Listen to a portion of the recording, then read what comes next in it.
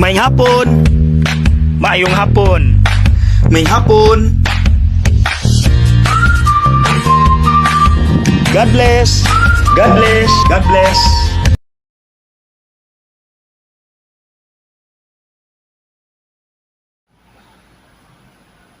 Mga igsuon, maayong hapon kaninyong tanan.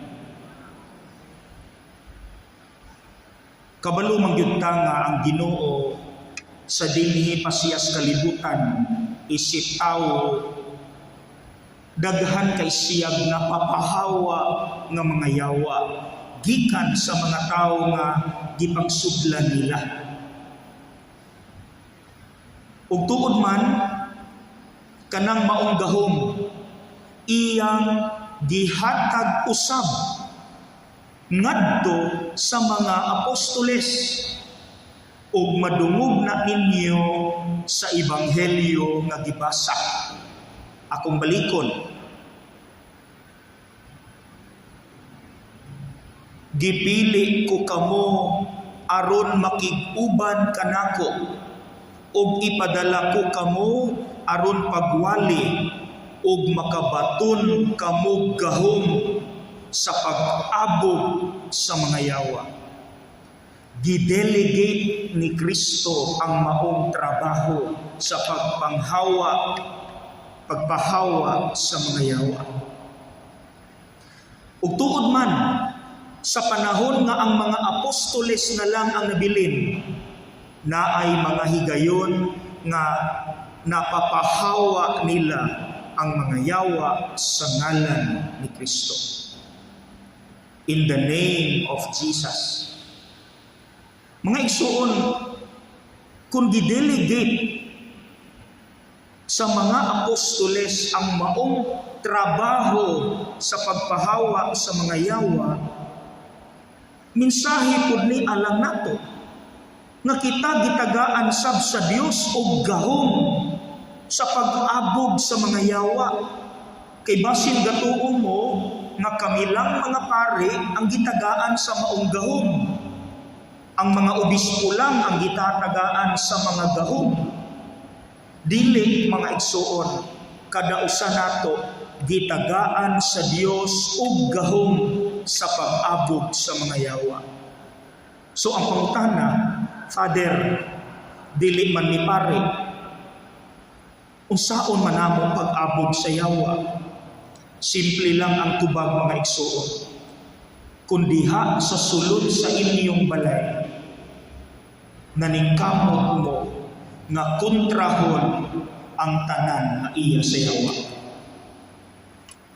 In that way, inyo ra pong giabog ang yawa. Now, tagaan kamo og example aron mas makasabot yun mo. Naay usa ka pare, dili siya exorcist, pero gipatabang siya sa exorcist nga mupapahawa og mga yawa kay daghan kaayo ang nayawaan sa maong eskwelahan. Kaila ko sa pare, siya mo iniistorya nako. Ingon siya, gi-assign siya sa usa ka babayi nga estudyante high school. Gigamit na niya tanang libro sa exorcism. Gibasa na niya mga nilatin. Igo rang mukurog ang bata, matulog kadyot. Pagmata, mag-wild na pod ang bata. So it means, ang yawa, di gyud mo hawa. Di gyud kahawa, bisag unsaon og ampo sa pare sa libro niya sa exorcism. Murag muhawa ka diyot mo balik. So natingala ang pare, giampo ko naman unta ang mga basahon, ang mga pag-ampo, pag-abog sa yawa, nganong di man gyud muhawa ang yawa. Taod-taod, miabot ang mama. Miabot ang mama sa bata, naghilak. Ug didto giatubang sa mama ang iyang anak. Ug niingon ang mama, "Nak, pasaylo ako na. Pasaylo ako. sa akong gihimo nimo kaganihan. Pasaylo ako nak, nanglibawot akong balhib. Kabulo mo sa giingon sa pare, pagpangayo yung pasaylo sa mama, ni kurog ang bata, og natulog. Masay pasabot ako, ni Hawa ang yawa. Nganong ni Hawa ang yawa? Nakuha ninyo ang punto? Nakuha ninyo mga igsoon? Unsay nakapapahawa sa yawa? Dili man ang pari mo'y nakapahawa, ang mama man. Kay di ay ang rason nga dili muhawa ang yawa kay naapay garbo sa sulod nila sa balay. Kay nag-away di ay sila sa wala pa mo iswila ang bata. So ang bata nagbumot, ang mama na ay garbo. Pagpangayo pasaylo sa mama, sinsiro, inubanan sa paghilak, nakita sa yawa, pindi ko diri, kay tinuod ang pagpangayo pasaylo. And pasaylo comes from God.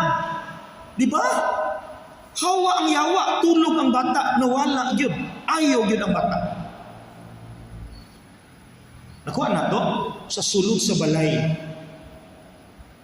Tanawa daw inyong mga lihok diha sa balay. Naabay garbo, wala magpinasaylo ay, naaba ang bayolente nga paagi sa pagdisiplina. Tanawa daw, kay base na diha ang yawa, nagsamok-samok ninyo, kuha ana, ipatigbabaw ang pagpasaylo, pagpaubos, o walay yawa nga makahilabot sa inyong balay. So karon, nahibawan na ninyo, nga dili lang kaming mga obispo o mga pare ang gitagaan sa Dios o power nga mopapahawa sa yawa. Kamupod mga igsuon, naapod mo'y power.